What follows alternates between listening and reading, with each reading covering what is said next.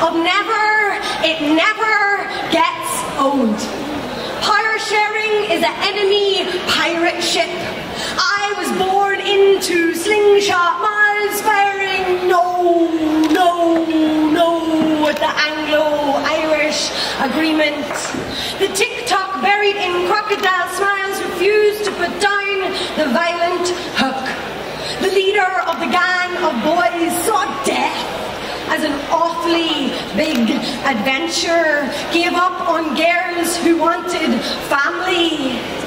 I blew out 8 candles with a peace wish that came true that year when the wave of blood had wrecked my island and the boys grew up. Wanted pensions and prison releases, wanted to stop fighting in trees, go back to safe houses with children who grew up on fairy stories with happy endings instead of Radio Ulster crackling bomb warnings.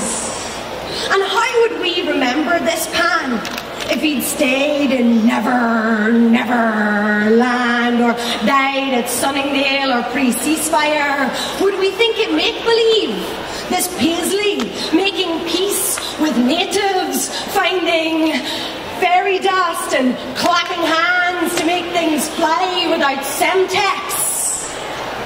Imagine today in Jerusalem, a child is born who, when they're my age, might witness pirates, lost boys, natives, laughing together, sharing power, calling each other friend. When they die, old men. Finally acknowledging the clock and leaving Neverland.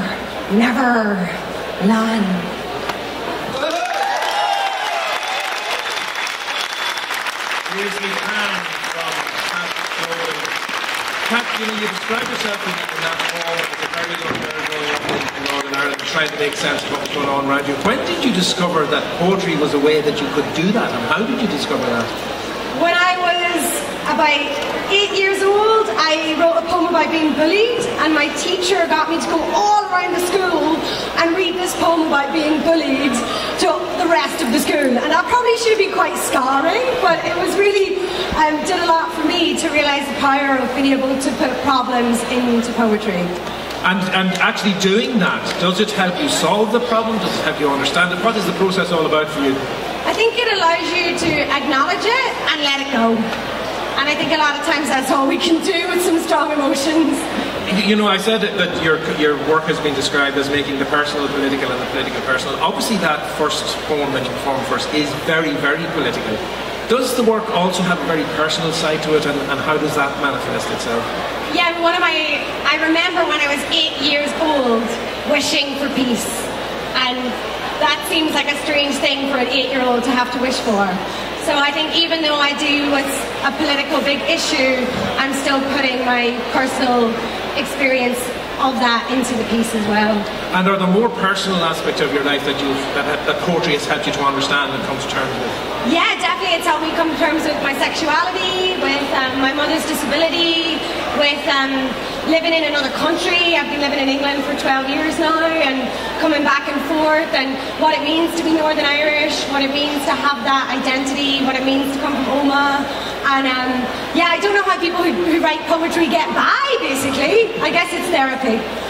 Analogue is the second poem that you have for us. I think this is probably a little bit more on the personal side, is it? Yes, definitely. How much of the inspiration do you want to share with us before we do? Well, I had a little summer romance, actually. And I never used to write poetry, but I've just realised that's just because I never used to write love poetry.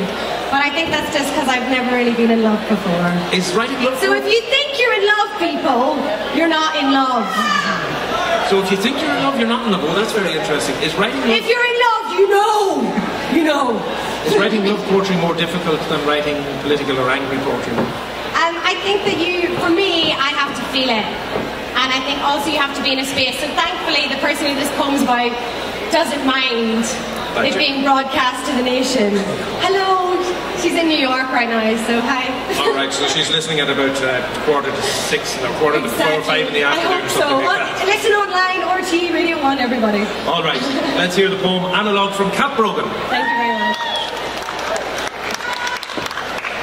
And this is because she made me a mixtape. Do we remember mixtapes, everybody? This is for everybody who ever got a mixtape. Let's bring back wooing.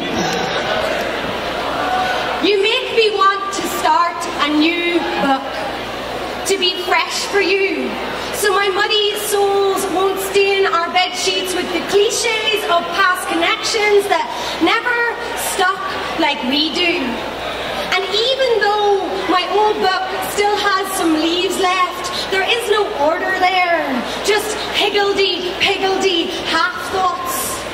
I start anew, so as to begin this properly, the right way up, not the skipping of pages like a CD that's been played out. You make me want to go back to VHS and cassette tapes.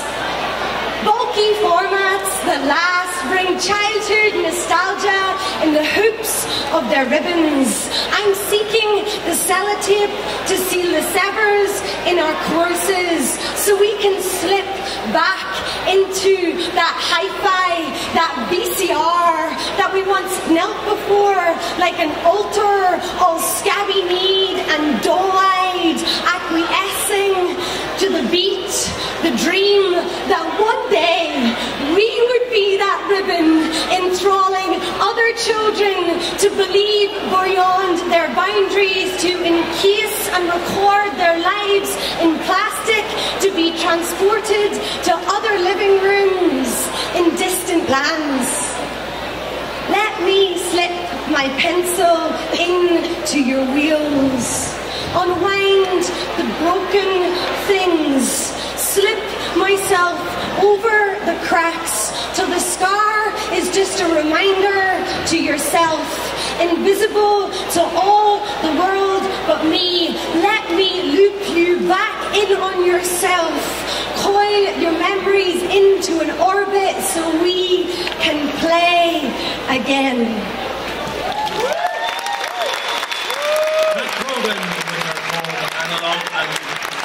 All about Pat on our website, which is patbrogan.com.